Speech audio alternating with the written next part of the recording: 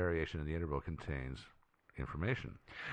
That's it's a clever way. Yeah. It's not bad. If we're going to theorize for a second, I don't want to hop ahead to theories, but to just quickly theorize for a second. Have at it, because we're almost there. If we were to say that the Black Knight satellite were, for instance, an alien spaceship that was stranded or something of that nature, right? That they were not powerful enough to exit our orbit, but also didn't want to die on their entry in or whatever, trying to send a distress signal, if they're basically a dormant ship, that'd be a really good, easy, energy conserving way, is to just hold one back, to not, you wouldn't have to actually broadcast a new message or anything like that. You just can delay it a little bit. I don't know. Well, they're still broadcasting. Well, it makes me think. But the computer could be doing it. What was that? They're all dead. Mm-hmm. Yeah. What was that movie that came out last year? The Matthew McConaughey movie about space. Was it Interstellar? Interstellar, and one of the things that they do is he transmitted messages in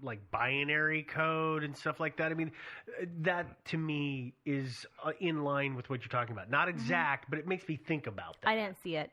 For obvious you should. reasons. It's actually pretty good. But watch it at home so you can control the volume, because the volume on that movie is terrible. Nope. I will not.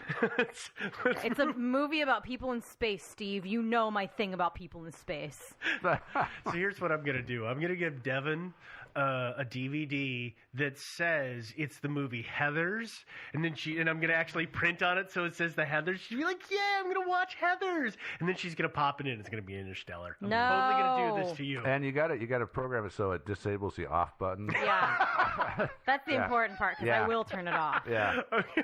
Sorry, we're a little off. We're a little off. Let's get back to the story. All right. So 13,000 years old. That's been up there a long time. Yeah. Well, that's that.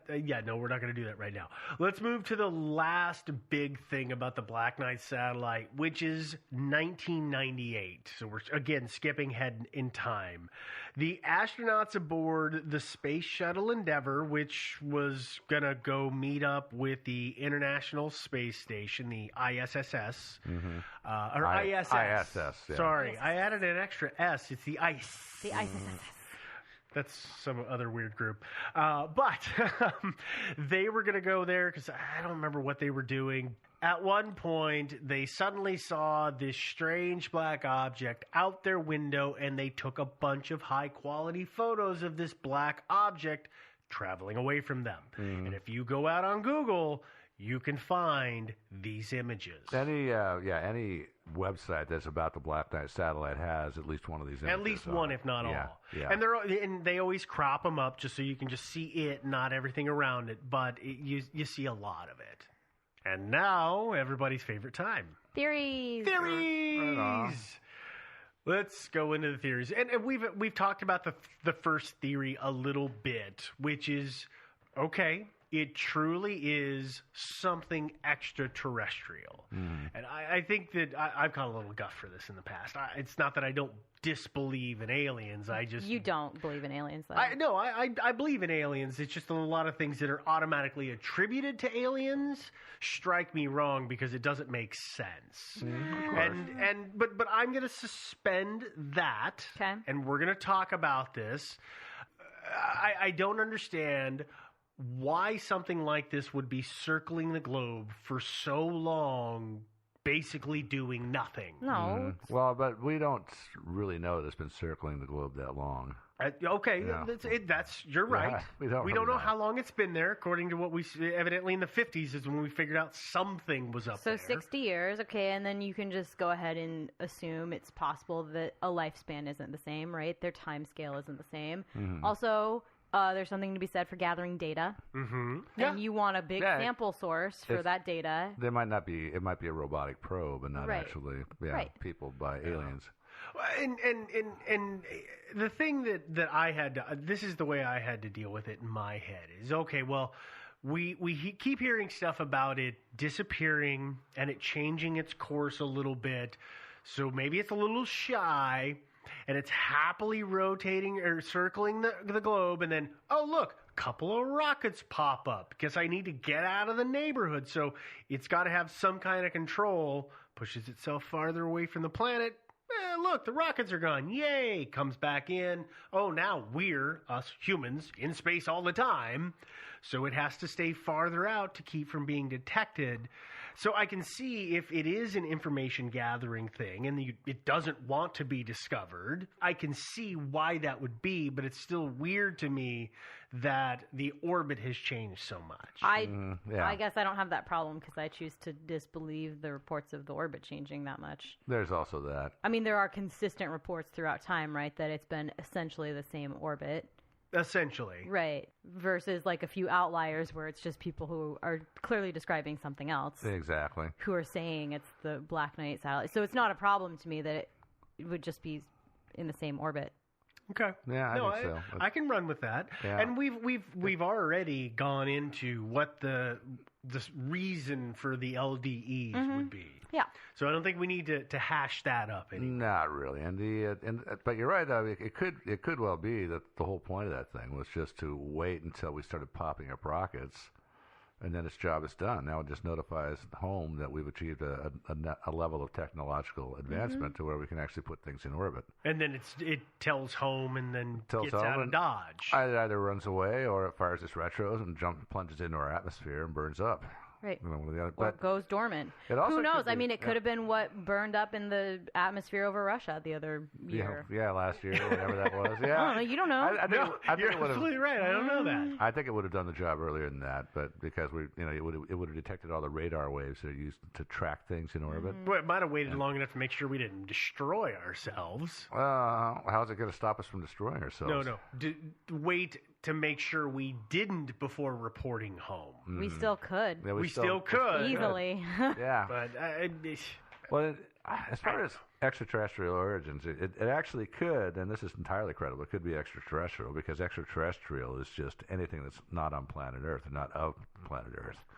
So imagine it's just a small asteroid or a meteor, something like meteoroid, that just happened to come along and get caught for a while in orbit around. It got lassoed into orbit around our planet in a highly irregular orbit. And you would expect that if something got nabbed. Things don't just naturally go into perfect orbits. No, they don't. They're not going to go into they're going to go into a very erratic orbit like this one. And so it's entirely possible that something came along and wound up in orbit around us for a while, and then just eventually its orbit deteriorated and it plunged into our atmosphere. Or it finally got slingshotted away. That's possible too. Although it sounds like this thing was in a fairly stable orbit from the way people are talking about it. The way people are talking about it, I think, is an apt description, which the way people makes it hard to say that that's a concrete fact. Yeah. Mm-hmm. So, but it sounds like it was in a stable long-term orbit, and then it's not going to suddenly slingshot itself away. But it will eventually, probably, its orbit will decay, and it'll go into the atmosphere. Yeah. Yeah, no. So it could really be extraterrestrial. It could just be a bit of space debris. You're right. A bit of space rock. Yeah.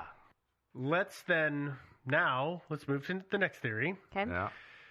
I'm going to make some people mad. I'm okay with that. When I say that the next theory is that it was made up for fun or to stir people up. Mm-hmm. And bear with me as I go through this, because you two know, but our listeners don't know where I'm heading with this in the images that I've shown you for the reason why. Yeah.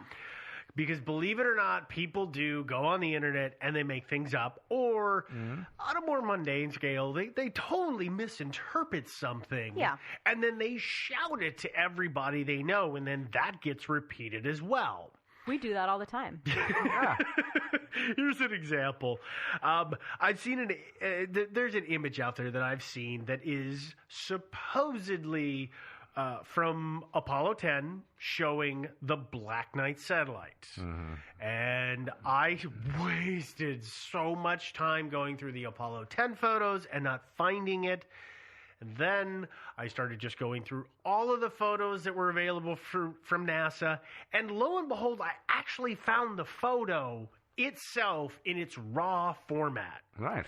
Yeah, I got lucky. But NASA has a ton of photographs. I know. I couldn't believe I found it. Yeah. Couldn't believe I found it. But here's the thing. I then wasted even more time screwing around with that image in Photoshop. Because here's the thing.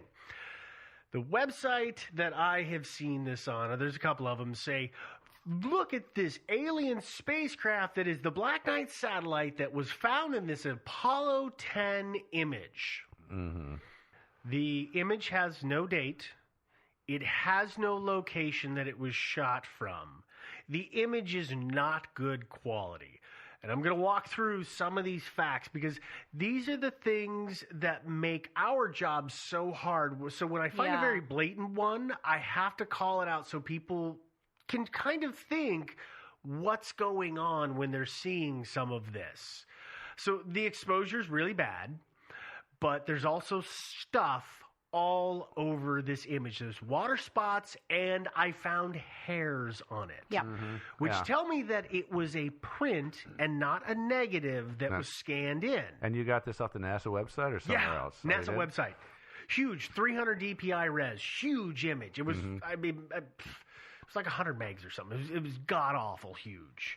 But if it had been scanned in from a negative, a hair would have been gigantic. But that wasn't the case. They were really small on the image, which means it has to be a print. Okay. Same thing with the water spots. Or it could have been a and really the huge dust. negative. Even on a large format negative, which I haven't heard of those being used in those early programs, that would be a really, really fine hair to be picked up. Like this, it looks like cat hair. Yeah. But when I put it in Photoshop and I adjusted it multiple times in multiple ways to correct the exposure so that the background, which is space, is the right color, which is black, this thing disappears. So I'm pretty positive that this thing was dust, or more likely lint or something. Plus, never mind the fact that this photo, it had to have been taken somewhere between the Earth and the Moon. Yeah, for the size of the Earth in the photograph, they must have been at least a third of the way to the Moon.